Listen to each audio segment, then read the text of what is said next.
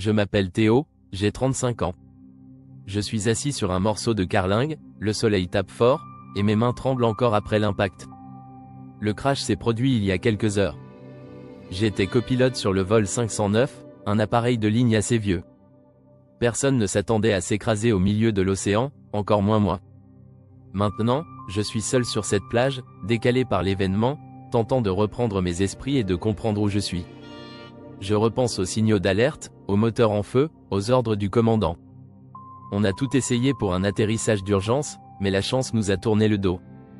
J'évoque aussi la dernière fois que j'ai parlé à ma mère, une semaine avant le vol. Je lui avais promis de faire attention. Ironie du sort, me voilà perdu sur une île inconnue. Une vague de culpabilité me traverse. En tant que copilote, je devais protéger mes passagers. Aujourd'hui, je suis ici, à me demander si tout cela aurait pu être évité. Je n'étais pas en contact avec mon père depuis longtemps. Pas d'époux, pas d'enfant. L'aviation, c'était tout pour moi. Maintenant, je me sens plus seul que jamais. Parmi les rares survivants, il y a Clara, une hôtesse de l'air, et 2 passagers, Jérôme et Nina. Nous sommes les seuls à avoir atteint la plage vivant. Ce sentiment d'isolement familial me hante, mais le besoin de soutenir ce groupe m'oblige à rester fort. L'île paraît hostile. L'eau potable manque cruellement, et nous ignorons si la faune ou la flore sont dangereux. Les débris de l'avion sont dispersés au loin, flottant sur l'eau. Clara s'est blessée à la jambe. Cela limite nos mouvements. Jérôme et Nina paniquent. Ils insistent pour chercher d'autres survivants ou trouver un moyen de quitter l'île rapidement. Le chaos commence à s'installer, et je me rends compte qu'il faut absolument prendre des décisions avant que la situation ne dégénère. J'ai peur de ne pas être à la hauteur. Comme copilote, j'étais censé garantir la sécurité de tous. Maintenant, je suis naufragé avec 3 âmes sur mes épaules. Mon angoisse est profonde, mêlée à une honte déchirante. Pourtant, je me force à afficher un air confiant. Ils comptent sur moi. Je ne peux pas me permettre de flancher. Clara me demande si on pourrait construire un radeau. Jérôme propose d'explorer l'île pour trouver de l'eau ou un abri.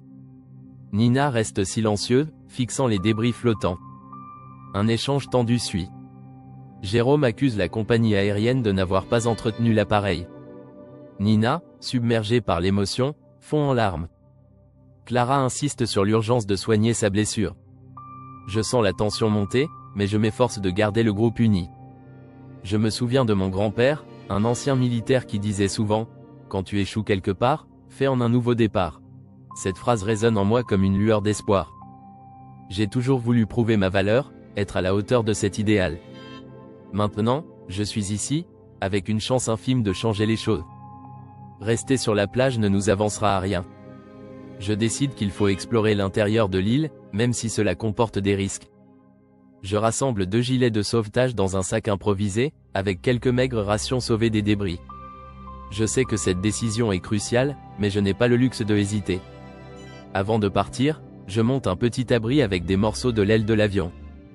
Si nous devons revenir, cet endroit sera notre point de référence. Jérôme m'aide pendant que Nina surveille Clara, qui grimace de douleur. Nous convenons d'un code, 3 coups sur un morceau de métal pour appeler à l'aide. Clara, allongée sur le sable, me confie qu'elle avait pris ce vol pour rejoindre sa famille et leur annoncer qu'elle quittait son travail d'hôtesse de l'air. Ce devait être mon dernier vol, Théo, je voulais changer de vie. Sa voix tremble, et je vois dans ses yeux un mélange de regret et de détermination. De son côté, Jérôme admet qu'il était en fuite. Ses dettes l'avaient poussé à chercher une nouvelle vie à l'étranger. Nina, plus réservée, observe tout cela en silence, ses bras enroulés autour de ses genoux, comme si elle était sur le point d'éclater. Chaque histoire pèse, chaque révélation ajoute à l'émotion ambiante. Cela m'aide à voir ces gens au-delà de simples survivants, ils portent tous un fardeau, et cette île devient notre croisement. Nous nous aventurons enfin dans la jungle dense de l'île. Chaque pas est une lutte contre les lianes qui nous griffent et les insectes qui nous attaquent. Clara grimace à chaque mouvement, sa jambe blessée est un handicap. J'essaie de la soutenir, mais Jérôme s'impatiente. Si on traîne, on va y passer, lance-t-il d'un ton sec. Nina, nerveuse, ne cesse de regarder autour d'elle, comme si elle s'attendait à voir surgir une menace. Une fois, je glisse sur un rocher mouillé et tombe lourdement, ce qui me vaut des rires nerveux de Jérôme. Mais tout cela n'est qu'un avant-goût des véritables difficultés. Nous tombons sur un ancien campement au bord d'une clairière. Des vestiges de vie humaine sont éparpillés, une marmite rouillée, des restes de vêtements déchirés, et, plus sinistre, des taches de sang séchées sur le sol. Une vache rouillée repose contre un arbre où est gravé un message effrayant: « Attention, île hostile. Créature nocturne, le froid me gagne. » Qui était ici avant nous? Et qu'est-il advenu d'eux? Ces questions me hantent, mais je me garde bien de les exprimer à voix haute. L'atmosphère change radicalement. Nina se met à pleurer doucement, murmurant qu'elle veut retourner à la plage. Clara, bien qu'affaiblie, tente de raisonner le groupe. Ce n'est peut-être qu'un avertissement, ou une blague. Mais elle n'y croit pas elle-même. Jérôme, quant à lui, propose de fouiller les lieux pour trouver quelque chose d'utile. J'essaye de calmer tout le monde en rappelant que, quoi qu'il en soit, on doit rester unis. Mais l'idée que des dangers invisibles nous guettent pèse lourdement sur mes épaules. Je suggère que nous restions ici pour fouiller le campement en quête de ressources avant de décider de notre prochaine étape. Jérôme s'oppose à moi, insistant sur l'idée de trouver un sommet pour repérer la configuration de l'île. Clara, fatiguée et blessée, soutient mon idée. Finalement, nous convenons d'une solution intermédiaire: explorer les alentours immédiats avant la tombée de la nuit tout en gardant ce campement comme point de repli. En fouillant le campement, Clara me confie qu'elle se sent coupable d'avoir survécu au crash, alors qu'un de ses amis proches, hôtesse de l'air également, n'a pas eu cette chance. J'essaie de la rassurer, mais mes propres sentiments de culpabilité rendent cela difficile. Nina, qui était restée silencieuse, se met à parler de ses parents qu'elle n'a pas revus depuis des années. C'est un moment rare de vulnérabilité partagée, qui semble renforcer notre lien fragile. En explorant une vieille valise à moitié enfouie sous des feuilles, je tombe sur une veste de pilote. Le nom brodé dessus m'est familier, c'était celui d'un collègue que j'avais connu en formation. Mon souffle se coupe. Les souvenirs du crash me reviennent brutalement, les alarmes, le chaos dans la cabine. Mes mains tremblent, mais je réprime l'envie de tout laisser tomber. Je dois avancer pour eux, pour moi. La nuit est tombée, et avec elle, une obscurité oppressante enveloppe l'île. Nous sommes regroupés autour d'un feu que nous avons difficilement allumé avec quelques morceaux de bois sec et un briquet retrouvé dans les débris. Les bruits de la forêt nous entourent, des craquements de branches, des grognements étranges, et des bruissements de feuilles qui semblent se rapprocher. Je tiens fermement la hache rouillée trouvée plus tôt. Clara serre un morceau de bois qu'elle a taillé en pointe, tandis que Jérôme garde un gros rocher près de lui. Nina, immobile, fixe l'obscurité avec des yeux grands ouverts, comme si elle s'attendait à voir surgir quelque chose d'un instant à l'autre. Rester ensemble, quoi qu'il arrive, murmurai-je, essayant de masquer ma peur. Mais la tension est écrasante, et chaque son amplifie notre anxiété. Les grognements se transforment en hurlements, et je sens que le moment de l'affrontement approche. C'est soudain. Les feuillages s'écartent, et des formes sombres surgissent. Au début, je pense à des animaux sauvages, mais leurs mouvements sont trop rapides, trop coordonnés. Ils nous encerclent. Je distingue des yeux brillants dans la pénombre et des griffes qui scintillent à la lueur du feu. Tout explose en chaos. Une de ces créatures bondit vers Clara. Je me précipite pour intercepter, abattant la hache dans un cri de désespoir. Le choc résonne dans mes bras. Jérôme lance son rocher, touchant une autre silhouette qui s'écroule avant de se relever. Nina hurle et tombe à genoux, paralysée par la peur. Le combat semble durer une éternité. Chaque seconde est une lutte pour survivre. Finalement, les créatures reculent, probablement déstabilisées par notre feu et notre résistance.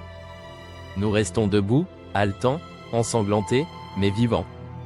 Clara a une griffure profonde à l'épaule, et Nina ne cesse de pleurer en silence. Le calme revient peu à peu, mais l'air est épais de peur et de tension.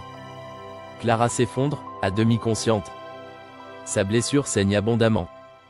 J'essaie de comprimer la plaie avec un morceau de tissu, mais cela ne suffit pas. Jérôme s'active à renforcer notre feu, convaincu que les créatures reviendront. On doit partir d'ici, dis-je finalement. Mais où aller? Nous sommes pris au piège sur cette île, avec des ennemis invisibles dans l'obscurité. Mes pensées tournent en boucle, et je sens la panique monter, mais je ne peux pas abandonner. Pas encore. Alors que l'aube se lève, je réalise que quelque chose a changé en moi. Je ne suis plus seulement un copilote naufragé. Cette nuit m'a transformé. J'ai endossé un rôle de protecteur, quelque chose que je n'aurais jamais imaginé. Le souvenir de mon grand-père me revient, fait en un nouveau départ. Ces mots résonnent plus fort que jamais.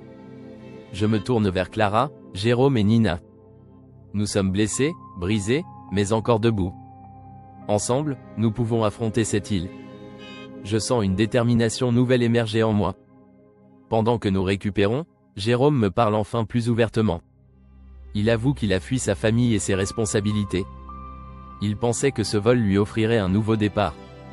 Nina, entre deux sanglots, murmure qu'elle était venue réparer une relation brisée avec sa sœur, mais maintenant, elle se demande si elle aura un jour cette chance. Clara, bien que faible, nous encourage, on a survécu à pire. On peut tenir encore. Ces histoires partagées créent un lien plus fort entre nous, une unité fragile mais réelle. Nous quittons le campement au lever du jour.